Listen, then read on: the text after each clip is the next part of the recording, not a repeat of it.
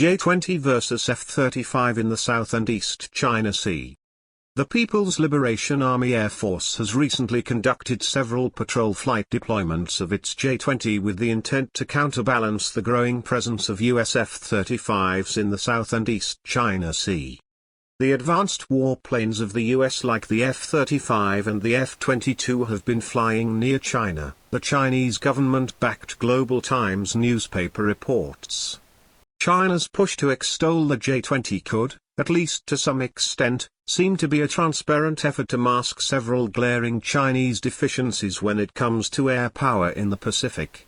China does not have an F-35B-like short takeoff and landing equivalent and is only now starting to produce its first fifth-generation stealth carrier-launched fighter. When it comes to the ability to project fifth-generation air power from the sea, China is far behind the US in terms of both development and numbers. J-31 vs F-35. It's not clear how soon China's carrier-launched J-31 might be operational, and there will be a need to produce large numbers of them to rival the US F-35B and F-35C.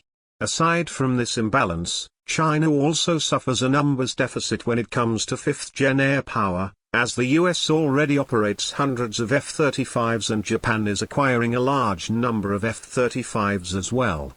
Chinese officials say they are massively revving up production of the J-20 and highlight its recently upgraded, domestically built WS-10C engine.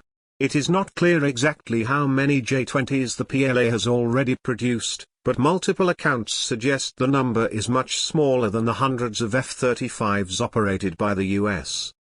Comparing US fifth-generation fighter jets, F-35 and F-22 to China's fighter jets, the J-20, apart from a numbers deficit, the Chinese land-launched J-20 may also suffer a range problem, certainly when it comes to the South China Sea.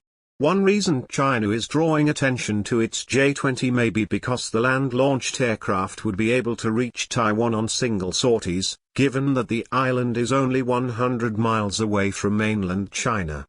This proximity could allow the J-20 to fly attack missions over or near Taiwan and still be able to return without having to refuel. Essentially, the J-20 could present a clear threat to Taiwan and create a circumstance wherein the US would need to forward position carriers and amphibious assault ships to ensure the F-35 could counter it. The South China Sea may be different, as the Spratly Islands are roughly 500 miles off the coast of mainland China, a distance which might make it extremely difficult to reach and conduct operations near without substantial aerial refueling assets. A single J-20 sortie is unlikely to be able to reach the South China Sea and perform missions without having a ship to land on for refueling or a tanker to refuel it. The J-20 is not built to land on ships, and flying large tankers can present great risks. Thank you for watching. Please like, share, comment, and subscribe.